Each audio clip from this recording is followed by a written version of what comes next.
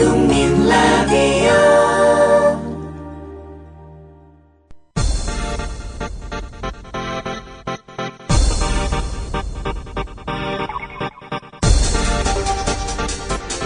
국민 라디오 아침 시사 프로그램 조상훈의 뉴스바.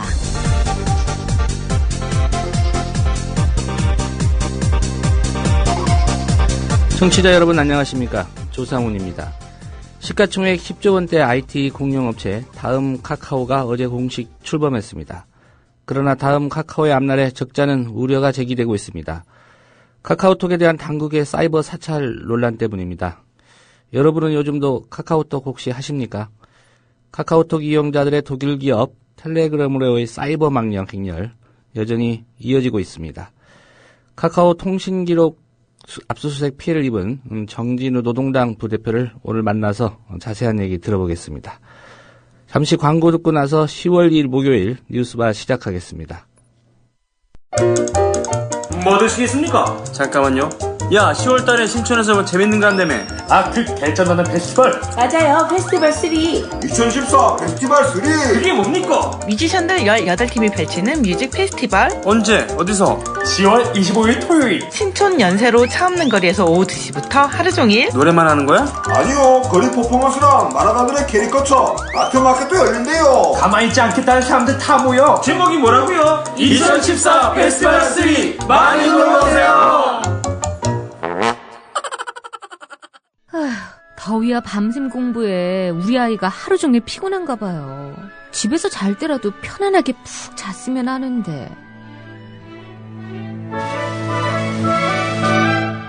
이제 우리 아이 방을 자연 휴양림으로 만들어주세요. 피톤치드 캡슐 톡톡. 강력한 천연 항균은 기본. 피톤치드의 향기로움을 더해 기억력과 집중력을 향상시킵니다. 베개에 톡톡, 이불에 톡톡. 피톤치드와 함께 편안한 잠자리 톡톡. 검색창에 네이처 아이를 검색해보세요. 전국 약국에서도 판매 중입니다. 아참, 수익금의 일부는 국민TV에 후원됩니다. 참고하세요. 이웃나라 일본 연금 제도는 어때?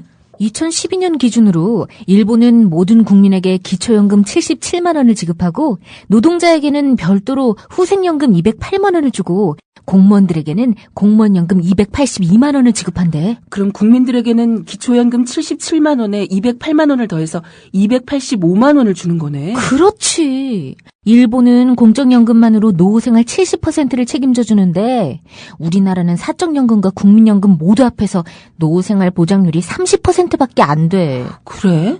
우리나라와 일본 차이가 많이 나네?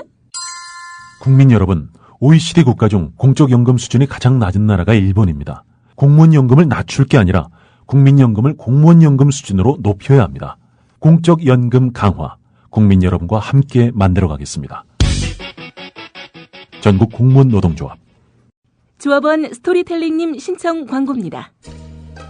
겨울철 벨미 과메기 맛있게 드셨어요?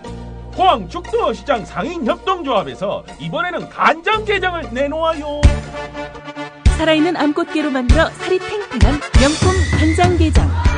미디어 협동조합원께는 아주 저렴한 가격으로 모시고 배송비를 따로 받지 않습니다. 010-9896-8282 010-9896-8282 검색창에서 죽도락을 검색하세요. 밥도둑 망도둑 내 사랑 간장게장.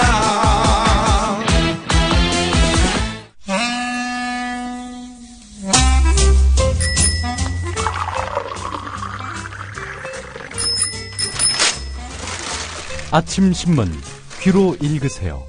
김용민의 조간 브리핑. 네, 10월 2일자 아침 신문 주요 기사 살펴보겠습니다. 김용민 PD의 조간 브리핑입니다. 안녕하십니까? 네, 안녕하십니까? 예. 우선 이 기사부터 좀 살펴봐야 될 것 같습니다. 예. 수백 명이 타는 유람선의 안전. 이게 호숫가 유원지에서 놀며 타는 오리배만도 못하다. 이 기사가 있습니다. 오리배 아시죠?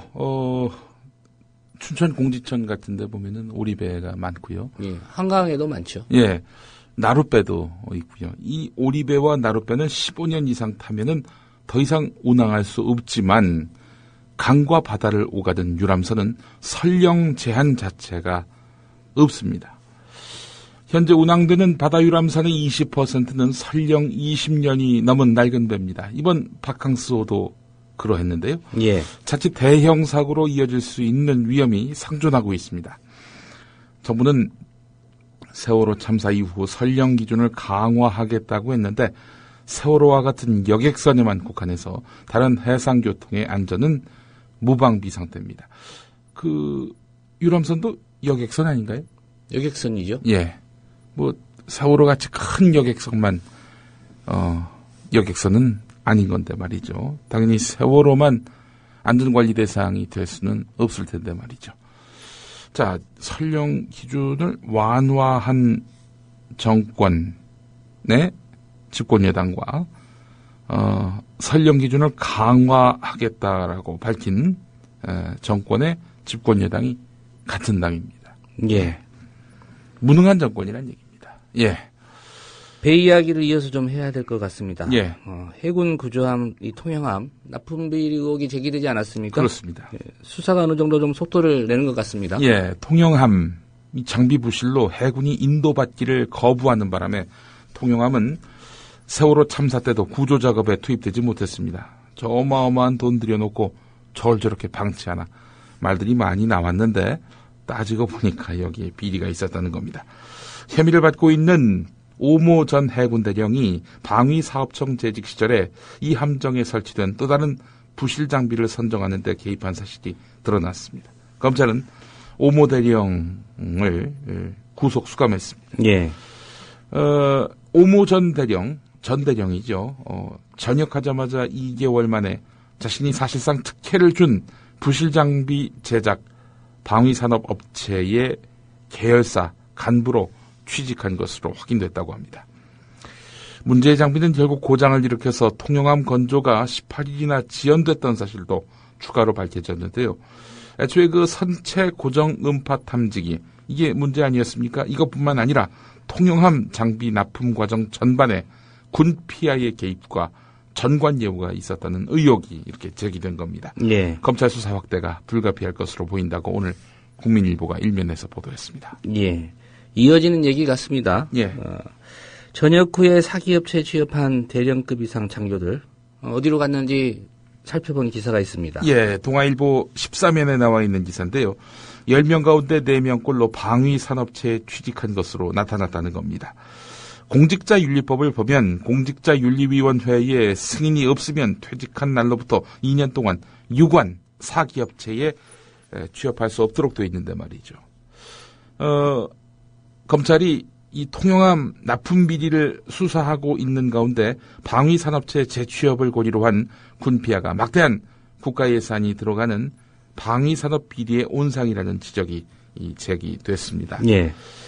오모 대령도 그 비리의 온상에 있었던 인물 아니겠습니까? 국회 법사위 소속의 새누리당 이한성 의원이 국방부로부터 제출받은 자료를 분석한 결과 최근 5년 동안 공직자윤리법에 따른 재산 등록 의무가 있는 퇴역군인 243명이 영리 민간업체에 취업한 것으로 나타났는데요. 이 가운데 방위산업체에 취업한 사람이 총 95명이라고 합니다. 전체 40%인 겁니다. 그런데 이 95명 모두 전역한 지 2년 이내에 방위산업체에 취업한 것으로 이렇게 밝혀졌습니다. 예. 대부분이 퇴직한 지 하루 이틀 내에 재취업한 것으로 드러나서 이미 현직에 있을 때 취업을 예약한 것 아니냐 이렇게 볼 수밖에 없습니다. 뭐 예를 들어서 나 오늘 퇴직해. 퇴직하셨어요? 오늘부터 출근하시죠. 이럴 리는 없다는 거죠. 예. 하루 이틀 만에 뭐 서류도 내야 될 테고. 예. 뭐 간단하게나마 면접은 봐야 될 거 아니겠습니까? 글쎄 말입니다. 예. 하루 이틀 만에 재취업한다. 예. 있을 수 없는 일이죠. 예. 이미 사전에 재직 중에 자기 노후 보장을 위한 뭐 털을 닦아 놓았다. 뭐 이렇게 봐야 되겠죠. 예. 이렇게 국민 세금 들어간 사업 엉망으로 운영하고 있는 사례 뭐 통영함뿐이겠습니까? 4대강 수질관리용으로 만들어진 로봇 물고기 기억하시죠? 연구 성과 과장이 있었다. 이런 평가가 나왔는데요. 이걸 규명하기 위한 검찰 수사가 본격적으로 시작됐다고 오늘 세계일보가 일면에서 전했습니다. 예. 이명박 정부가 57억의 예산을 투입한 만큼 그야말로 관심을 갖고 심혈을 기울인 국책 사업이라 할 수 있을 텐데 연구 성과 부풀리기와 비리가 있었는지 이걸 검찰이 밝혀내야 할 상황입니다. 그래서 지금 로봇 물고기 연구 총괄 책임자인 한국생산기술연구원의 수석 연구원을 검찰이 수사하고 있다고 합니다. 예. 이명박 씨가 TV에 나와서 이거 자랑까지 하지 않았습니까? 글쎄 말입니다. MBC에서 그런 말을 했었죠. 그렇다면은 이거 제대로 따지고 들어간다면은 결국 뭐 이분들 밑에 계신 분들이야 대통령께서 이렇게 잔뜩 그 의미를 강조했던 로봇 물고기에 대해서 아무래도 괜찮은 거다 이런 결론을 내도록 그렇게 압박을 받지 않겠습니까? 예. 이 교훈은 하나 얻어야 됩니다. 예. 대통령 보고 일하지 말고요. 예. 뭐 5년밖에 안 하는데 왜 그 목숨을 걸고 대통령 말 한마디에 그 하지 않아도 될 일들을 하고 그러는지 모르겠습니다. 그러니까 이게 뭔 잘못을 하면은 제대로 단죄를 하면은 안 하죠. 근데 제대로 단죄가 안 된다고 판단을 하니까 부패와 비리가 거기서 양산되는 거 아니겠습니까? 예. 이 이명박 정권의 적폐 비단 이것만은 아니죠. 예. 정부가 구제역 내몰지 인근의 지하수 토양이 각종 병원성 미생물로 오염된 사실을 확인하고도 해당 지방자치단체에 제대로 통보하지 않았다고 합니다. 구제역 함은 2010년 말에서 2011년 초 MB 정권 중반기에 발생했던 거 아니겠습니까? 당시에 아무리 많이 매몰해도 별 문제 없다, 수질 걱정 마라. 이게 바로 정부의 입장이었고요. 도리어 이 구제역 확산의 책임을 야당에게 떠넘겼습니다. 아니 구제역 확산이 왜 야당에게 떠넘길 문제인가? 당시 그 언론 악법 통과로 민주당이 전국을 돌면서 장외 집회를 했거든요. 구제역 확산하고 다닌다. 네, 이런 비판했었죠. 전국을 돌아다니면서 구제역을 몰고 다닌다는 이 참 어처구니없는 주장을 했던 당시 이명박 정권이었는데 말이죠. 자, 환경부가 2011년 초에 돼지 3천여 마리를 묻은 경기도 이천시 두미리의 한 매몰지 인근 지하수가 매몰지에서 흘러나온 침출수로 오염됐다는 연구 용역 조사 결과를 환경부가 이렇게 한국미생물학회로부터 제출받았는데요. 정화 조치는 물론이고 경기도에다가 오염 사실조차 알리지 않았다고 합니다. 경기도 이천, 여주 여기에 한강이 흐르고 있죠. 예. 한강으로까지 이 오염된 침출수가 흘렀는지 그건 알 수 없습니다만은 어쨌든 수도권 식수원 아니겠습니까? 염려, 우려를 하지 않을 수가 없습니다. 오늘 조선일보 일면에 관련 기사가 있습니다. 예. 조선일보나 다른 신문 마찬가지입니다만 예. 이런 일을 할 때 좀 지적하면 좋을 텐데. 이 사후에 이렇게 그것도 꼭 정권이 바뀌고 나서. 일관성은 있습니다. 이 살아있는 권력에게는 큰 소리 못 치는 그런 점에서는 아주 일관성이 있어요. 보면은. 예, 오늘 지면 보니까 낙하산 인사 지적하는 기사가 유난히 좀 많은 것 같습니다. 예, 대구, 경북, 부산, 경남 출신들이 국내 4대 금융그룹의 회장과 은행장을 장악하고 있는 것으로 드러났다는 내용입니다. 한겨레 경향신문 다 실려 있는 내용인데 신한금융그룹, 우리금융그룹, 하나금융그룹 등 3대 금융그룹의 지주사 회장과 은행장 모두 TK, PK 출신이라는 겁니다. 한겨레 일면부터 좀 볼까요? 네. 이거 외에도 또 묻지마 낙하산 사례가 수두룩한데요. 한국정보기술원 유준상. 이 사람은 과거 이제 민주당에서 정치를 했던 양반인데 지금 새누리당 상임고문이죠. 여기 그 연구원장으로 이렇게 취임을 했습니다. 그리고 한국패션산업연구원. 여기는 김충환 부대변인이 임명이 됐네요. 네. 김성주 씨를 여기다가 임명을 하면은 같은 낙하산이지만 그래도 전문성 있는 인사다. 그런 평가를 받을 텐데 말이죠. 예. 김성주 씨는 지금 적십자사 총재. 그렇습니다. 예. 적십자사 총재가 된 김성주 씨 이야기는 또 잠시 후에 소개를 해드리겠습니다. 이렇게 정치인 출신 인사들이 전문 생산기술연구소의 원장으로 내려간 점. 이거 논란이 될 수밖에 없겠죠. 중소기업 기술 지원을 목적으로 설립된 14개 전문생산기술연구소 가운데 8곳의 원장이 산업통상자원부 고위 관료나 정치인 출신인 것으로 확인이 됐습니다. 직무 관련성이 전혀 없는 그런 인사도 상당하다고 하는군요. 결국 이 낙하산에 온상이 되고 있다. 이런 이야기입니다. 전문연구소까지. 누가 가서 하더라도 별 문제가 안 되는 자리도 분명히 있습니다만은 전문연구소는 전문가가 가야 되는 거 아니겠습니까? 새누리당 부대변인, 상임고문 이런 분들이 뭘 한다고 거기를 가는 건지 어처구니가 없습니다. 이런 가운데 7개월 동안 비어있던 인천국제공항공사 사장 자리에 박완수 전 창원시장이 내정된 것으로 알려졌습니다. 박완수 전 시장 지난 그 지방선거 앞두고 친박 후보로 해서 경남도지사 후보로 나서려고 했는데 홍준표 현 지사에게 밀렸죠. 친박 성향의 박완수 전 시장. 그래서 결국 이 양반도 낙하산 인사라는 비판을 면하기 어렵게 됐습니다. 이런 항변할지도 모르겠네요. 공항이니까 그래도 낙하산이 가야 비행기 뜨고 내리는데. 착륙한다는 점에서는 전문성 있는 인사라고 봐야 될지. 한덕 총재 얘기 잠깐 하셨습니다. 근데 적십자사 회비를 한 번도 낸 적이 없다. 최근 5년 동안 단 한 차례도 적십자 회비를 내지 않은 것으로 드러났습니다. 최소한 대한적십자사 총재가 되려면은 요즘 내야 되는 거 아닙니까? 자발적 모금으로 이루어지는 만큼 회비를 내는 사람들은 진짜 뭔가 진정성이 있는 분들입니다. 그런 분들이 사실 총재가 돼야 하는 거지요. 이 적십자 회비는요, 주로 혈액관리, 대북정책 지원, 이재민 구호 등에 사용되는데요. 20살 이상 70세 미만의 세대주가 납부할 수 있습니다. 참 제가 얘기해놓고도 부끄럽네요. 이거 좋은 일에 쓰는 건데 저도 어떻게든 적십자 회비를 내도록 하겠습니다. 근데 이제 일반 사업자로 분류된 김성주 총재 후보는 적십자 회비 1년에 3만 원을 내야 하는데요. 낸 바가 없다는 거죠. 최근 5년 동안. 아울러 김성주 후보자는 11년 전인 2003년 6월 처음이자 마지막으로 헌혈을 한 것으로 나타났습니다. 적십자사는 직원 채용과 인사 고과 때의 헌혈 실적을 반영하고 있는데요. 적십자사가 김성주 후보자를 총재 후보로 추천하고 결정하기까지 걸린 시간은 11분이었다고 합니다. 한편 논란이 되니까 김성주 후보자는 5년간의 회비를 포함해서 총 100만 원의 특별 회비를 냈다고 합니다. 100만 원? 100만 원 내고 총재 할 만하죠.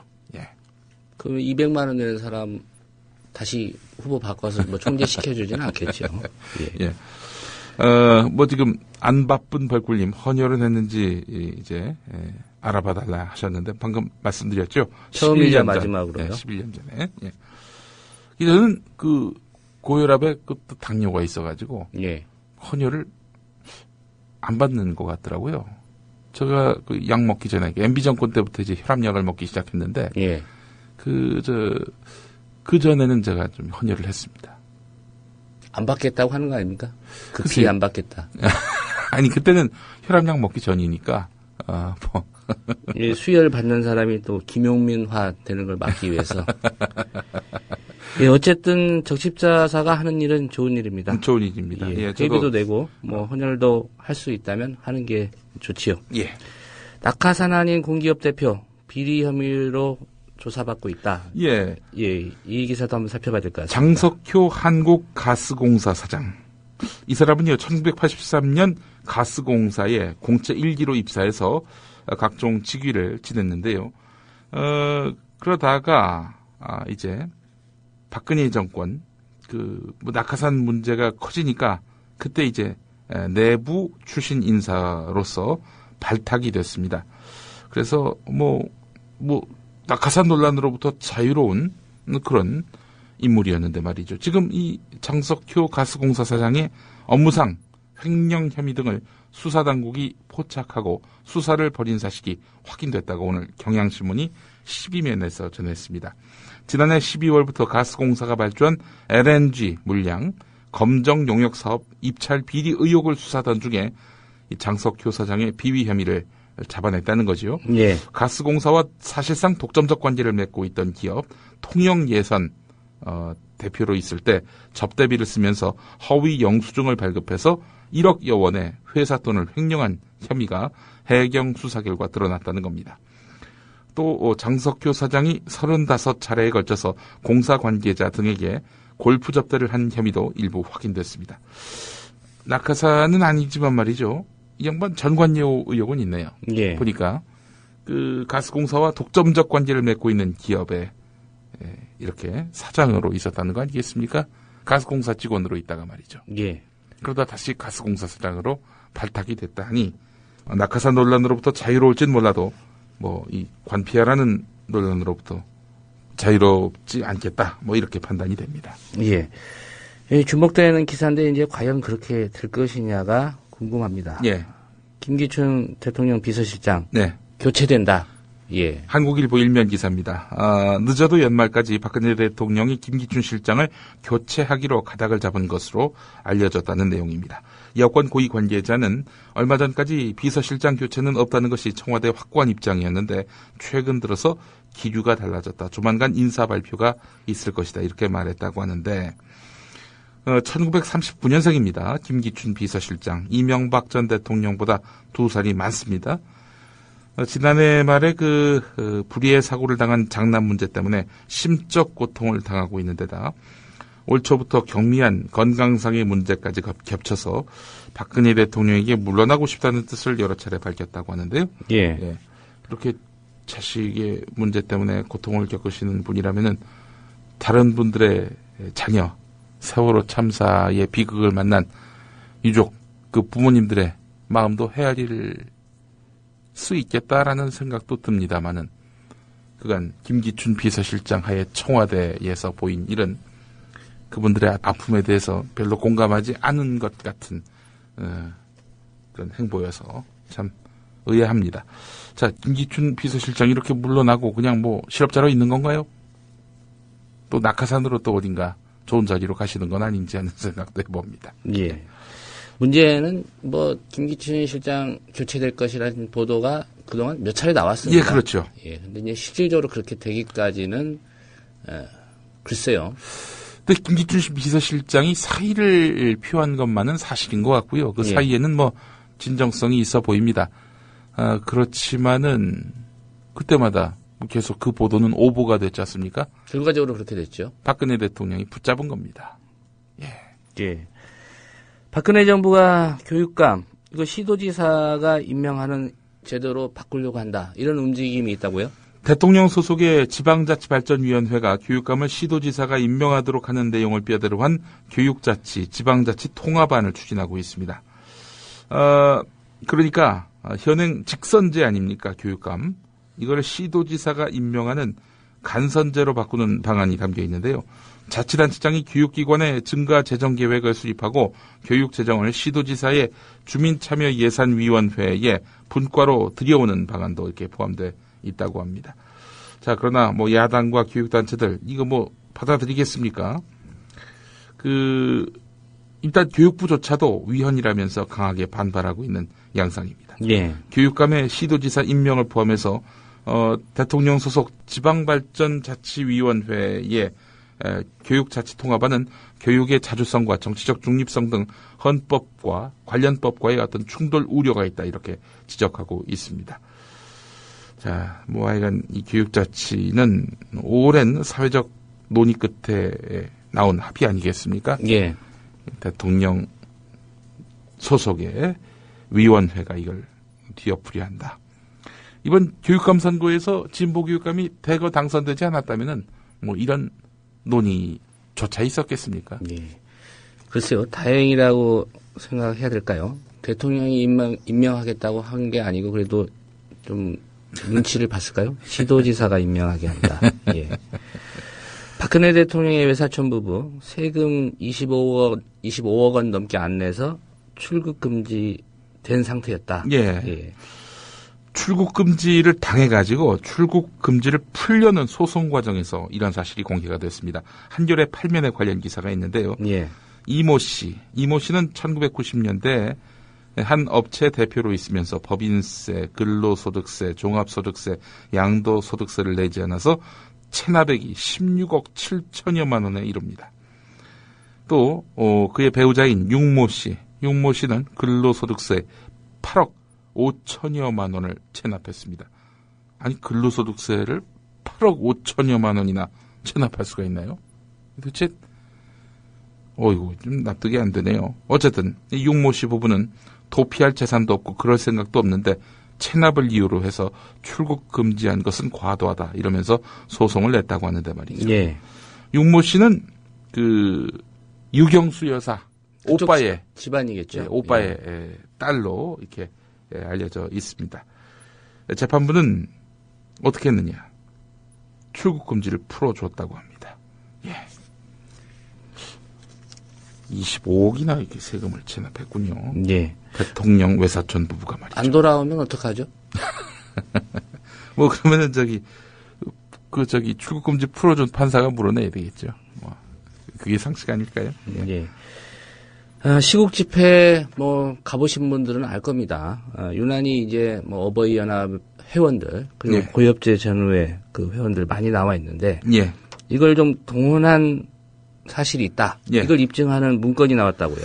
사실 보수단체가 이렇게 동원되는 거는 그럴 수 있는 거 아니냐. 이렇게 혹시 보수단체 관계자들은 생각하고 있는 것이 아닌가. 전 그런 마음이 있었는데 얼마 전에 정미홍 씨가 세월호 희생자 추모 집회에 참가한 청소년들이 일당을 받고 동원됐다 이런 주장을 펼쳤죠. 예. 최소한 보수 인사들도 집회 동원은 안 된다. 이런 인식을 갖고 있구나. 전 이렇게 또 거기서 보게 됐습니다. 자, 그런데 말이죠. 베트남전에 참전했다가 고엽제 후유증으로 고생하는 이들의 친목 도모, 상부상조, 자활 등을 목적으로 만들어진 고엽제 전후회가 각종 정치 현안 관련 집회를 주최하면서 회원들을 동원한 정황이 내부 공문을 통해서 드러났습니다. 국가로부터 재정 지원을 받는 고엽제 전후회는 관련 법에 따라서 정치 활동이 금지되어 있는데요. 세월호 맞불 집회, 교육감 직선제 폐지 운동 여기에 수시로 동원되는가 하면은 유경수 여사 40주기 추모식 등의 행사에도 지시를 받고 참석했습니다. 이에 대해서 전후회 측은 안보 차원이지 정치 활동이 아니다 이렇게 말을 했다고 합니다. 이 문건을 보면 말이죠. 지회별 동원 인원수, 복장 이것까지 명시가 돼 있고요. 예. 세월호 맞불, 종북 척결 집회,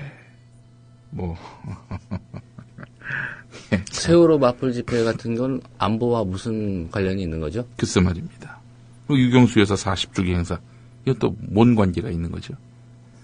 정치 집회지요. 이 정치 집회인데 정치 집회가 아니라 안보 차원이다. 대선 개입을 한 국정원의 면피 논리와 흡사합니다. 마지막 기사 하나만 더 보겠습니다. 서울신문 일면 기사인데요.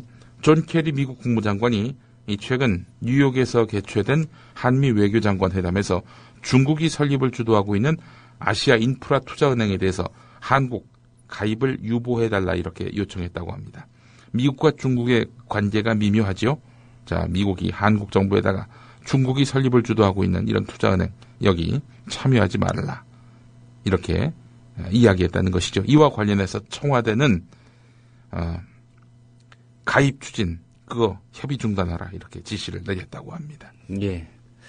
아직까지는 미국 얘기를 들어야 되는 그런 상황이다 이렇게 판단한 것 같습니다. 예, 오늘 여기까지 하겠습니다. 네, 김용민 PD의 조간 브리핑이었습니다. 잘 들었습니다. 예. 미디어 협동조합 국민TV 뉴스K 앵커 노종면입니다. 정치 권력, 재벌, 특정 지배주주로부터 오염되지 않는 언론, 국민TV가 그 실험을 해나가고 있습니다. 이런 언론이 지속 가능하다면 다른 여러 언론도 따라올 것입니다. 닻을 올린 국민TV, 순항하도록 힘을 실어주십시오.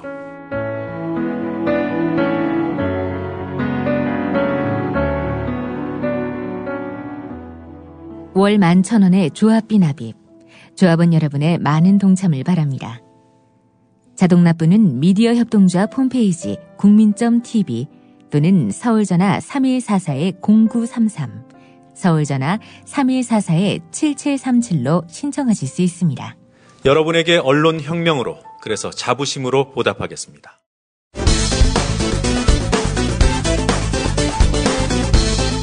(2012년) 대선 당시 박근혜 새누리당 후보. 부실 인사가 아무런 원칙도 없이 전문 분야와 상관없는 곳에 낙하산으로 임명되는 관행은 더 이상 없을 것입니다. 이런 약속을 했던 박근혜 후보. 텔레비전 예능 프로그램에 나가서 최악의 정치란 무엇인가를 살펴하는데, 이제 뭐 국민한테 막 그냥 이렇게 하겠다 하고 이제 그게 안 지켜지는 거, 이제 그런 거는 정말 아니다. 어쨌든 신뢰라는 게 작은 거라도 열심히 지키고 이제 그런 노력을 해서 하나하나 지켜나갈 때 이 신뢰가 쌓이는 것이다. 대통령에 당선된 뒤 그 약속 변치 않을 것 같았는데, 박근혜 당선인이 어제 인사의 제1원칙으로 전문성을 강조하면서 공기업의 낙하산 인사를 강하게 비판했죠. 유정권 청와대 경호처 군사관리관, 유현국 정보분석 비서관, 박병옥 시민정책 비서관, 또 이진규 정무일 비서관이 건설근로자 공제회 이사장직에 내정되는 등 최근 한 달 사이에만 청와대 출신 인사 6명이 공기업에 자리를 잡았습니다. 박근혜 당선인의 낙하산 인사 비판 발언을 촉발한 대표적인 사례로 꼽힌 경우입니다. 현 정부 들어서만 공기업 사장과 공공기관장 103명 가운데 무려 60명이 낙하산 인사라는 주장까지도 있습니다. 국민들께도 큰 부담이 되는 거고, 또 다음 정부에도 부담이 되는 일이고 잘못된 일이라고 생각을 합니다. 그래서 그런 일은 있어서는 안 되지 않겠는가, 그런 생각입니다. 박근혜 당선인은 깨끗하고 유능한 정부를 새 정부 공직개혁의 좌표로 제시했습니다. 네, 이를 위해서 새 정부에서는 낙하산 인사가 없어져야 한다고 밝혔습니다. 열심히 일하는 사람들의 사기를 떨어뜨리는 낙하산 인사도 새 정부에서는 없어져야 합니다. 박근혜 대통령이 대대적인 공공기관장 물갈이를 예고함에 따라 교체 대상에 대한 검토 작업이 시작됐습니다. 전문성이 떨어지거나 이명박 정부에서 이른바 낙하산 인사로 임명된 기관장들은 교체 대상이 될 것이라고 말했습니다. 이러다 보니 박근혜 대통령 당선에 기여했던 친박 인사들의 마음이 요즘 편치 않다고 합니다. 청와대나 내각에 이어서 공공기관 인사에서도 선거 공신들을 배제하려는 조짐이 나타나고 있기 때문입니다. 정부가 뭐 끝난 것도 아니고 뭐 이제 시작인데 또 기회가 되면 또 일할 기회가 있을 거고 기다려야지. 낙하산 인사는 없다는 박 대통령의 인사 철학이 실제 인사 결과로 나타날지 공공기관장 물갈이에 촉각이 모아지고 있습니다. 그리고 1년 뒤 2014년 5월 공공기관 경영정보 공개 시스템인 알리오에 따르면 현 정부 출범 이후에 선임된 공공기관장 153명 가운데 소위 낙하산 인사로 분류될 수 있는 인사는 전체의 49%인 75명인 것으로 드러났습니다. 5월 상황이 이러한데, 최근 방송인 잔이윤의 관광공사 감사 임명으로 낙하산 인사의 정점을 찍었는데, 이번엔 친박계 인사인 곽성문 전 의원이 한국방송광고진흥공사 코바코 사장에 내정돼 논란이 일고 있습니다. 진짜 정점은 따로 있었으니. 지난달 말에 김성주 성주그룹 회장이 대한적십자사 총재로 선출됐다는 소식 전해드렸죠. 그런데 김성주 선출자는 지난 5년간 적십자 회비를 단 한 푼도 내지 않은 것으로 드러났습니다. 새정치연합은 회비도 안 내고 적십자 활동에 아무 관심이 없던 총재가 어떻게 구호 사업과 남북교류 등의 업무를 챙기겠느냐고 공세를 폈습니다. 지금까지 성실하게 적십자 회비를 납부해온 회원들을 허탈하게 하지 말고 사퇴하는 것이 옳습니다.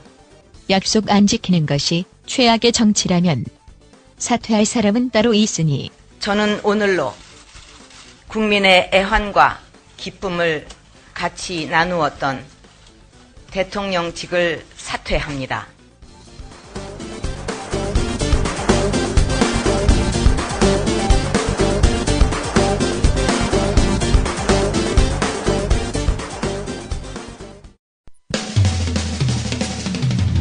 시대와 역사의 맥이 짚힌다.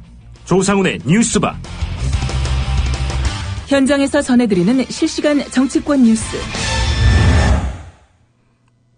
네, 정치권 소식 국회 출입하는 김효진 PD 연결해서 들어보겠습니다. 김효진 PD 안녕하십니까? 네, 안녕하세요. 김효진입니다. 예, 새정치민주연합 박영선 원내대표 사퇴 발표했군요. 네, 그렇습니다. 조금 전에 알려진 소식인데 박영선 원내대표가 어제 경기도 안산에서 세월호 유가족들 면담한 것을 끝으로 이 원내대표직에서 물러나겠다는 뜻을 밝혔습니다. 박영선 원내대표는 직접 작성을 해서 이 당 소속 의원들에게 오늘 아침에 배포한 이메일을 통해 사퇴 의사를 밝혔는데, 예. 그 글에서 박 원내대표는 원내대표직 그 짐을 내려놓으려 한다면서 책임이란 단어에 묶여 이 소신도 체면도 자존심도 다 버리고 걸어온 힘든 시간이었다고 수료했습니다. 박 원내대표는 또 진상규명이 가능한 세월호 특별법을 가능한 한 빨리 제정해야 한다는 일념으로 끌고 온 협상 과정에서 제가 받은 비난들 중 상당 부분에 대해 드릴 말씀도 많지만 그저 다시 한번 용서를 구한다 이렇게 말을 했습니다. 예. 게시판을 살펴보니까는 청취자분들께서 더러 이 이메일 전문을 올려주신 것 같습니다. 글을 한번 참고해 보셔도 좋을 것 같고요. 박영선 원내대표 지난 거취 파동 직후에 세월호 특별법 협상안이 만들어지면 사퇴하겠다는 뜻을 밝힌 바 있습니다. 이 당시에 박 원내대표의 즉시 사퇴를 주장했던 의원들 중 상당수도 이 말씀드린 시점까지만으로 박 원내대표의 임기를 못 박은 바 있습니다. 예. 박영선 원내대표가 사퇴하면서 새정치연합은 이 원내대표 부재 상황을 맞이하게 됐고요. 자세한 소식은 좀 더 취재를 해서 오후 브리핑 때 더 전해드리도록 하겠습니다. 예. 일단은 수석 그 원내 부대표가 있으니까 대응을 할 것 같고요. 원내대표는 선출해야 되니까 관련 규정을 따를 것 같습니다. 네, 한 달 안에 선출을 해야 되는 것으로 당헌에 정해져 있습니다. 예. 국회 의사 일정 한번 짚어보겠습니다. 오늘 본회의에서 국정감사 일정 확정키로 했죠? 네, 그렇습니다. 정기국회 개원 한 달여 만에 정상화 수순을 밟고 있는 국회가 오늘 본회의를 열어서 말씀하신 대로 국정감사 일정을 확정키로 했습니다. 국회는 오늘 기획재정위원회하고 외교통일위원회 등 이 3개 상임위원회를 가동해서 국감 계획수 변경의 건, 국감 증인 채택의 건, 국감 자료 제출 요구의 건 등을 의결하고요. 국감 일정을 확정한다는 방침입니다. 법사위, 법제사법위원회 등 10여 개의 상임위는 이미 어제 전체 회의 열어서 피감기관별 국감 일정을 확정한 바 있습니다.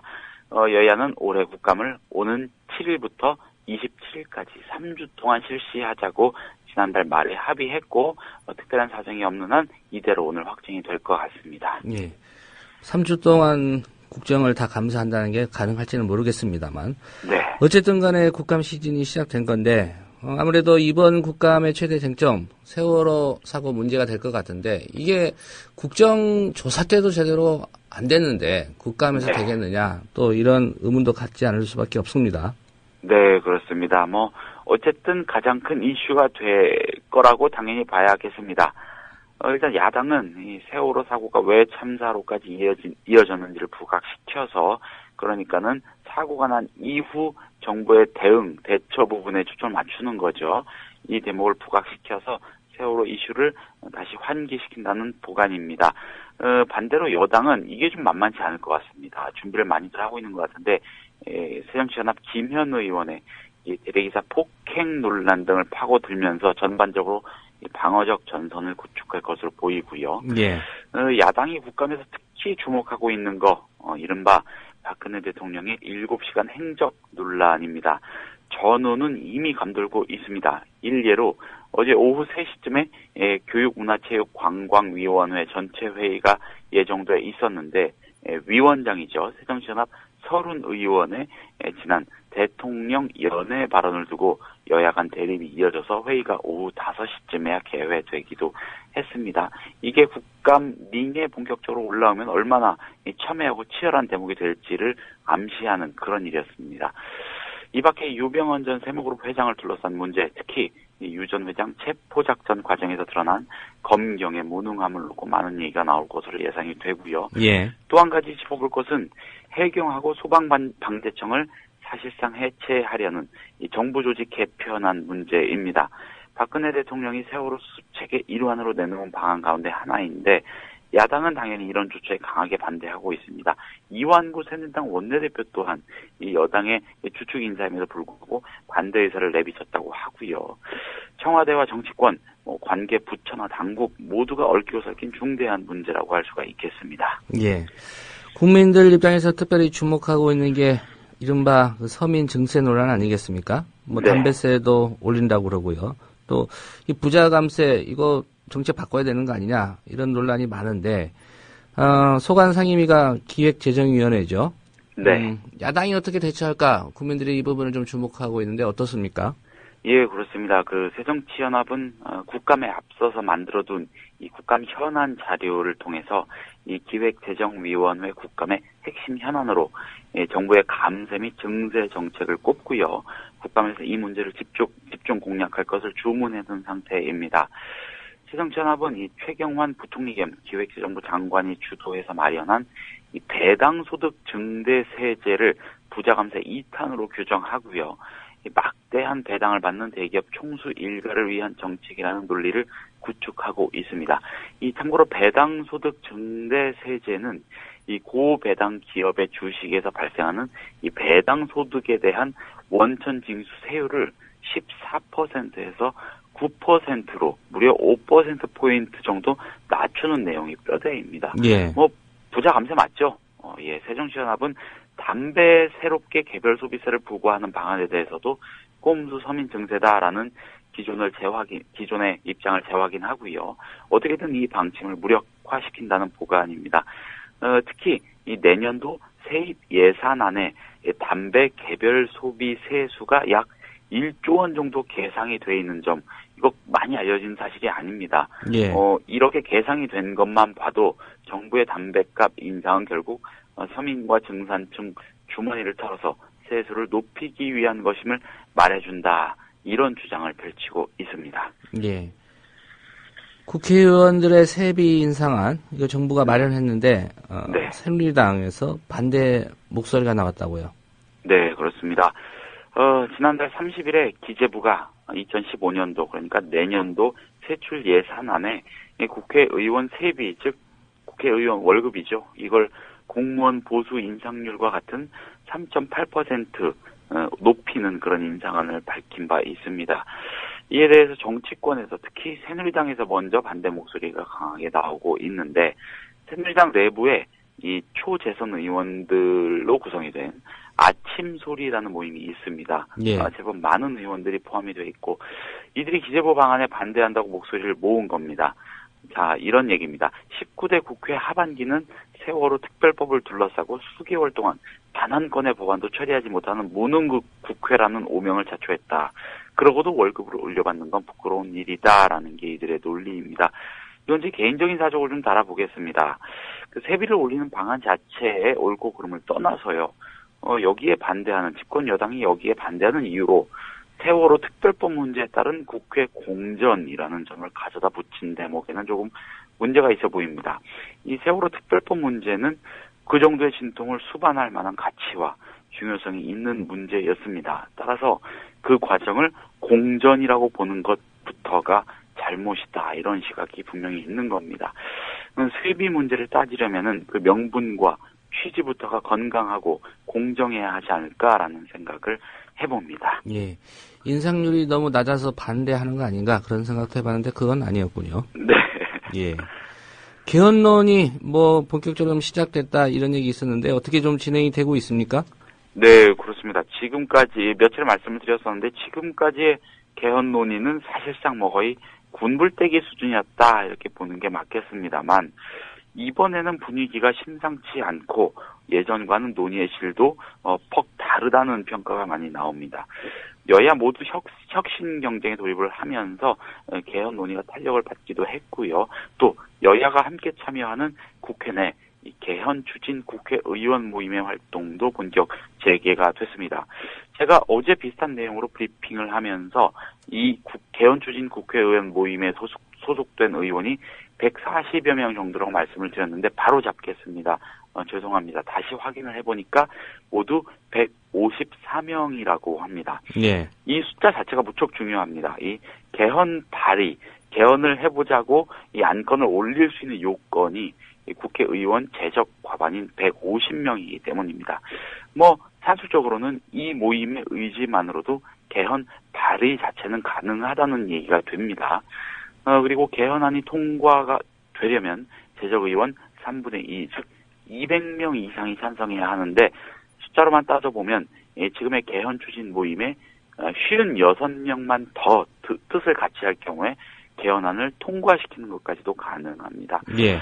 문제는 강론입니다. 권력 구조를 바꾼다면 어떤 형태로 바꾸느냐인데 일단 대통령 4년 중임제에 대한 공감대는 형성이 됐다고 보는 게 맞겠고요. 여기에 프랑스식 이원 정부제 논의가 덧붙여진 상황입니다. 예. 관심을 가질 수 있는 게 이제 차기 대권 주자들로 유력한 사람들, 그리고 이제 여야 지도부가 과연 어떤 생각을 갖고 있느냐 이건데요. 어떻습니까? 네. 새누리당 김무성 대표의 경우 표면적으로는 조금 미온적인 듯하고 매우 신중합니다. 정기국회가 끝나고 논의해도 늦지 않다 이렇게 말을 하면서 논의가 속도를 내는 걸 경계하고 있는 건데, 그런데 일각에서는 김무성 대표가 이 개헌의 부정적인 청와대를 의식해서 속도 조절을 하고 있을 뿐이고, 물밑에서는 개헌을 추진하는 사람들과 꾸준히 이 문제를 들여다보고 있다 이런 얘기도 나옵니다. 일단 제적 과반이 넘는 의원들이 여야를 초월한 모임을 꾸려서 개헌을 추진 중이기도 하고, 또 지도부와 중진그룹 곳곳에서 개헌론이 나오는 마당에 언제까지고 혼자 반대할 수는 없을 것이다 이런 분석도 있습니다. 예. 새정치연합 문희상 비대위원장은 위원장 취임 이후 꾸준히 개헌의 필요성을 언급하고 있습니다. 문 비대위원장은 당 정치혁신실천위원회에서 개헌이 혁신 과제로 필요하다고 한다면 비대위가 개헌 추진에 앞장서주겠다 이런 입장도 밝혔습니다. 예. 혁신위 위원장인 원혜영 의원은 이번 정기국회 중에 개헌 특위를 구성해서 국회 개헌 논의를 공론화할 필요가 있다면서 힘을 실어주고 있습니다. 입법부 즉 국회 수장이죠. 정의와 국회의장의 의중도 중요한데 정의와 의장도 개헌 필요성에 공감하는 대표적 인사입니다. 이와 관련해서 이 박형준 국회 사무총장이 어제 기자들에게 여야에서 공식적으로 문제 제기가 되면 호응할 준비가 돼 있다 이런 말을 했습니다. 호응이라는 말이 중요해 보입니다. 예, 오늘 소식 잘 들었습니다. 네, 감사합니다. 네, 김효진 PD였습니다. 조합원 여러분, 미디어 협동조합 국민TV 사무국장 조상훈입니다. 지난 1년 국민TV는 여러분의 출자금으로 운영됐습니다. 라디오 방송을 유지하는데도 돈이 들 테니 월 조합비를 받아가라고 재촉하는 분들도 계셨습니다. 하지만 그럴 수 없었습니다. TV 방송을 시작하고 받는 게 도리라고 판단했기 때문입니다. 어려운 재정 상황을 무릅쓰고 마침내 2014년 4월 TV 방송을 시작했습니다. 이제 국민TV의 지속과 확장이 필요합니다. 여러분의 월 조합비 납부가 있어야 가능한 일입니다.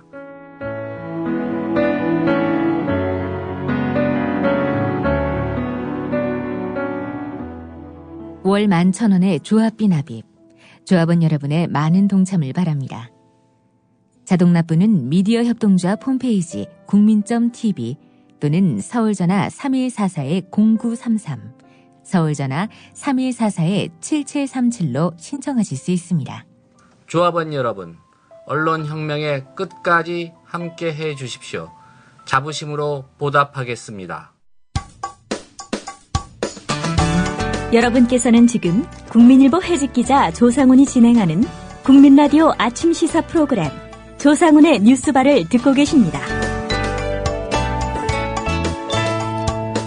네, 검찰과 경찰이 정진우 노동당 부대표를 수사하는 과정에서 정진우 부대표의 사생활과 지인 3천여 명의 개인정보가 담긴 40일치 카카오톡 대화 기록을 통째로 들여다봤다는 의혹이 제기됐습니다.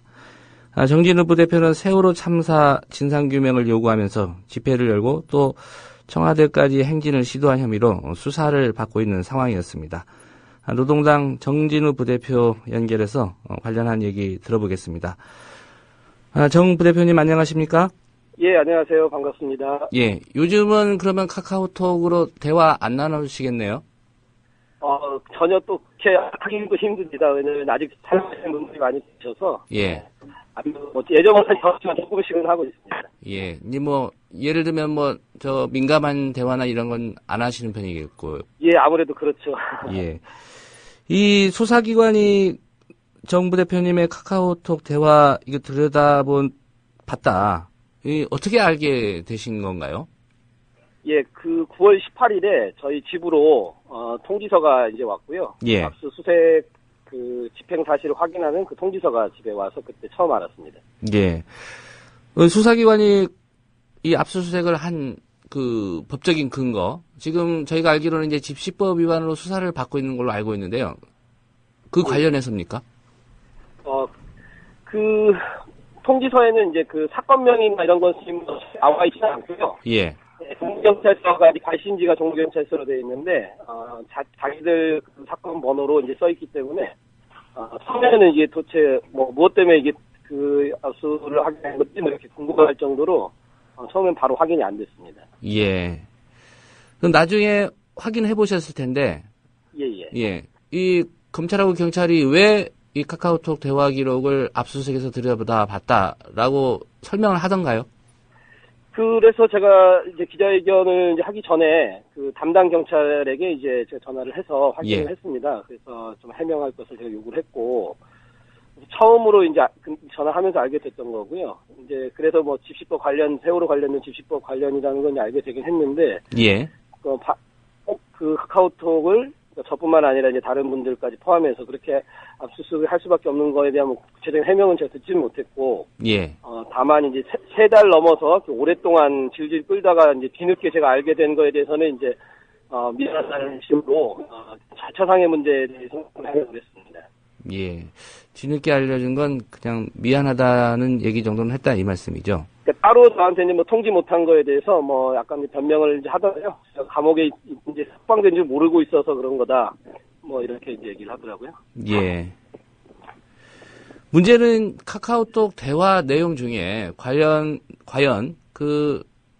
지금 수사를 받고 있는 이 집시법 위반 혐의와 관련된 내용만을 들여다봤을 것이냐. 이 부분이 정 부대표님께서도 생각하는 좀 우려 아닙니까? 이 부분은 어떻게 생각하고 계십니까? 그래서 지금 저도 이제 그 기자회견 끝나고 경찰의 이제 반응이랑 이제 답변을 보고 있는데 일단은 저한테 설명했던 건 이제 앞뒤가 안 맞는 거거든요. 그러니까 지금 답변 나오는 거 보면 정진우 씨에 대한 혐의 사실에 대해서만 자기들이 이렇게 발췌를 하고 그것만을 이제 들여다 본 거다라는 식으로 이제 다른 사람들의 사찰의 의도도 없고 그럴 여력도 없다 이렇게 나오는데 예. 제가 이제 기자회견 전에 확인을 했던 거는 그것만 볼 방법이 없다. 그러니까 왜 내가 상대방 아이디라고 그 압수영장에 이제 카카오톡으로 요구한 그 항목에 그런 게 나오기 때문에 대화 상대방 아이디와 그 통화 내역, 그 대화 내역, 예. 이건 또 왜 필요하냐 이제 이렇게 했더니 답변하는 거는 제가 쓰고 제가 이제 한 부분만을 따로 받을 방법은 없다. 어차피 다 들여다봐야 되기 때문에 통째로 어쨌든 그 기간 5월 1일부터 6월 10일까지를 카카오톡에 다 요청한 거고 그런 식으로 받은 거다 이렇게 얘기를 하더라고요. 예. 이 압수수색을 할 때 사실 관련된 혐의에 대해서만 뭔가 입증하기 위해서 한정해서 좀 압수수색을 해야 되는 게 일반적으로 생각하는 상식일 것 같은데 이렇게 광범위하게 40일치라고 하면 적잖은 그런 대화 내용인데요. 예, 이렇게 40일치로 설정한 이유는 뭐라고 설명을 좀 했습니까? 그 담당 형사는 따로 설명은 하진 않았고요. 근데 이제 어제 나온 그 반응이나 이런 걸 보면, 청와대 만민공동회나 이제 어쨌든 세월호 참사 이후에 많은 시민들이 이제 청와대를 상대로 이렇게 항의했던 그런 이제 흐름이나 그런 분위기들이 5월 1일 이후부터 된 것 같아서 그런 것 같다는 반응인 것 같은데요. 예. 일단은 제가 실제 기무경찰서에서 이제 전국되어서 사건가 되는 건 5월, 6월 사이에 한 3일 정도 이렇게 되는 거고 특정이 이제 그건 지정되어 있는 거죠. 제가 청와대에서 연행됐던 날이라든지, 예. 또는 만민공동회를 개최한 날, 이렇게 해서 이제 사실 한정되어 있는데, 그렇게 장기간을 신청할 특별한, 사유는 사실 없다고 보고요. 예. 그렇습니다. 통화 상태가 그렇게 고르지는 못한데요. 그 수화기를 좀 가까이 대시고 말씀해 주시면 좀 전달이 잘 될 것 같습니다. 좀 부탁을 드리겠고요. 아마 정 부대표님 입장에서는 좀 곤란한 게 정 부대표님 때문에 같이 대화를 나눈 다른 분들, 뭐 이 사건과 아무 관련이 없는 분들한테 좀 미안한 마음도 드셨을 것 같습니다. 주변의 반응은 어떤가요? 처음으로 제가 그러니까 직접 만나서 대화하는 분들도 뭐 그렇지만 지금 제 동창들, 초등학교 동창들을 제가 어제 사례로 발표했었는데요. 그들이 이제 아주 자연스럽게 뭐 여러 가지 생활 속에 이런 수다도 많이 하고 활발하게 대화하는 방인데 제가 이제 이 문제를 이제 제가 이제 알려주는 이런 이제 글을 올리니까 갑자기 대화가 멈추더라고요. 모두가 이제 침묵 속에 빠지고 그냥 뭐 당황스러운 정도가 아주 충격을 크게 받은 것 같은 그런 분위기에 휩싸였고 잘 이해가 안 되는 거죠, 상식적으로. 그래서 좀 지난 다음에 한두 명 동창들이 이제 질문도 하고 하는데 대부분은 아까 많이 화도 많이 나 있고 세상에 이런 일이 일어날 수 있는 거냐 이런 이제 반응이어서 또 그리고 또 뭐 저한테 응원하는 친구들한테 미안해 할 것 없이 잘 대응했으면 좋겠다 이런 의견도 많이 있습니다. 예.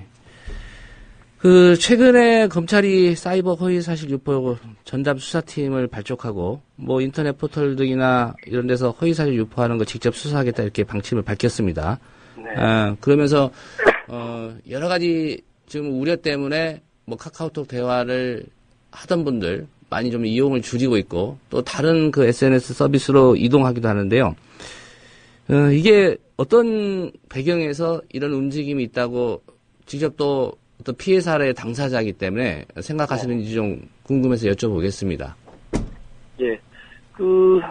제가 어제 기자회견 하기 전부터, 사실 이제 많은 분들이 제 주변에서도 그렇고, 이른바 뭐 사이버 망명? 이렇게 이제 많이들 하시는데, 물론 이제 카카오톡이 좀 해명성 답변도 하고, 검찰도 여러 가지 이야기를 하고 있지만, 일단 기본적으로 신뢰하지 않는다는 생각이 들어요. 제 친구들도 특히 그런 대화를 해보면, 뭐 정치적인 문제 이런 거 잘 모르더라도, 자기가 좀 마음 놓고 쓸 수 있는 그런 공간이 안 된다. 그런 매체가 될 수가 없다. 뭐 이런 이제 생각이 들고, 그래서 이미 저는, 카카오톡에는 이제 국내 기업들, 특히 이제 보안 문제나 이제, 국민들 정보인권, 이런 것에 감수성, 이런 부분이 외국계 기업이나 어쨌든 이제 보안을 많이 내세우는 기업들에 비해서 현저하게 많히 떨어진다, 실제로도. 그런 생각이 많이 들고, 그래서 단순 어떻게 몇 가지 해명성, 법 절차에 의해서 뭐, 그런 부분들은 제외하고는 많이 이제 해명을 했던데, 일단 반성을 해야 된다고 생각합니다. 특히 이제 우리 대형 국내 포털 기업들. 왜 이렇게 대부분 국민들 절대 다수가 이용을 하고 이제 신뢰를 보여주면서 우리 업체들 많이 이용을 했는데 이렇게 떠날 수밖에 없는지에 대해서 반성해야 된다고 생각하고요. 가장 기본적으로 기업이 운영되기 위해서조차도 소비자들, 그러니까 우리 국민들의 입장에서 권리 보호 그런 부분에서 기업의 제일 기준을 좀 삼지 않으면 막을 수 없는 추세가 될 것 같아요. 예, 제가 알기로는 변호인이 선임되어 있는 걸로 알고 있습니다. 이번 카카오톡 압수수색 이 부분에 대해서 수사기관의 상대로 어떤 법적 대응을 따로 하실 그런 계획은 없으신가요? 지금 그래서 어제 기자회견에 참석하셨던 이제 변호인들 그리고 여러 이제 이제 법률 전문가들 그다음에 정보인권 이제 단체에서 일단 협의를 하고 있고요. 그래서 지금 여러 의견을 모으고 있습니다. 그래서 저 개인의 사례뿐만 아니라 이제 과거에 이제 유사하게 또 악용되었던 사례 이런 걸 지금 모으고 있고. 그래서 위헌 소송에서부터 그다음에 이제 현행 법률로도 로 보더라도 제대로 공권력이 집행하지 못했던 부분 이런 거 좀 망라해서 종합적인 검토를 좀 하고 있습니다. 예, 한 가지 이제 다른 사례 부분 언급을 해주셨기 때문에 여쭤보겠습니다. 세월호 사고 관련해서 이제 가만히 있으라 이 친묵 시 제안했던 분이죠. 용해인 씨도 이른바 좀 이 사찰을 당한 거 아니냐 이런 의혹이 제기됐는데요. 관련해서 어떤 말씀을 나눠 보셨습니까? 예, 어제 기자회견에 같이 참석을 했고요. 그래서 저도 다른 모르는 어떤 피해 사례였는지 이제 제가 보니까 많이 충격적이에요. 그러니까 맥어드레스라는 용어가 전문 용어가 나오고 있는데 예. 단지 대화 내용뿐만 아니라 그 기기 고유 범위가 되겠죠. 그래서 그 사용자들의 위치나 접속 그 방법 이런 것들을 다 그러니까 공권력이 수집할 수 있다. 이제 이런 위치 정보까지도요. 끔찍한 거죠. 그렇죠. 예. 접속하는 정보 자체를 이제 취득하게 되는 거여서 그래서 그 카카오톡의 이제 서버에서 말하는 이제 문제가 아니라 이런 식으로 이제 휴대하고 있는 휴대폰들 정말 필수품인데 이런 이제 자신의 휴대폰이 사찰의 어떤 중요한 수단이 될 수 있다. 이거 정말 끔찍한 현상이죠. 예. 뭐 요새 스마트폰 대부분의 이제 GPS 시스템 때문에 위치 정보를 제공하기 때문에 맘만 먹으면 이 사람이 지금 어디 있다 이거를 사찰할 수도 있다. 그런 우려를 갖고 계시는 거군요. 예. 예. 아무래도 이 압수수색 당했다라는 통보 받고 나서는 좀 말도 줄으셨을 것 같고 옆에 주변 분들하고 대화도 좀 줄었을 것 같은데 어떻습니까? 제가 사실은 이제 어제 기자회견을 하는데 그런 고민이 많이 있었죠. 오히려 이제 좀 주변 사람들 좀 위축시켜서 우리 더 답답하게 할 수도 있지 않을까 뭐 이런 이제 우려도 있었는데 어제 뭐 3,000명 이렇게 제 친구들이 그 같이 대상이 됐다 이렇게 얘기를 하고 있지만 사실 이제 저도 잘은 모르는 거죠. 어떤 사람들이 어떤 대화 내용이 실제로 이제 어떻게 악용될 수 있는지 모두 제가 찾아낼 수는 없는 거고. 그래서 어제 기자회견도 사실은 뭐 여러 이유가 있지만 좀 많이 알려야 되겠다. 특히 이제 저와 직접 이번에 같이 피해가 된 제가 이름도 모르는 많은 분들에게 이 사실은 이제 검찰이나 카카오톡이 사실 그들에게 개별적으로 통지를 해줘야 되는 건데 그렇게 하질 않으니까요. 저라도 일단 하자는 취지로 했고 그래서 그래서 방송이나 이제 기사를 본 이제 친구들 실제 리스트 이번에 이제 목록에 들어갈 걸로 추정되는 그런 친구들 저는 또 많이 해서 같이 대응하게 힘을 실으겠다 이런 이제 그런 적극적으로 하고 있습니다. 예. 혹시 텔레그램 설치하셨습니까? 뭐 이번 사태와는 상관없이 사실은 텔레그램이나 이제 다른 이제 외국계 기업들 좀 맛보기로 제가 좀 쓰고는 있었습니다. 근데 이번에 하도 많은 분들이 텔레그램으로 많이 이제 이사를 가시니까 저도 자연스럽게 이제 사용량이 높아졌네요. 예, 오늘 말씀은 여기까지 듣겠습니다. 고맙습니다. 네, 고맙습니다. 예, 지금까지 노동당 정진우 부대표였습니다. 전화 통화 연결음이 고르지 못한 점 청취자 여러분께 사과 말씀드립니다. 네, 오늘 뉴스바가 준비한 소식은 여기까지입니다. 김용민 PD가 제작을 담당했고요. 저는 조상훈이었습니다. 내일 오전 9시에 다시 인사드리겠습니다. 고맙습니다.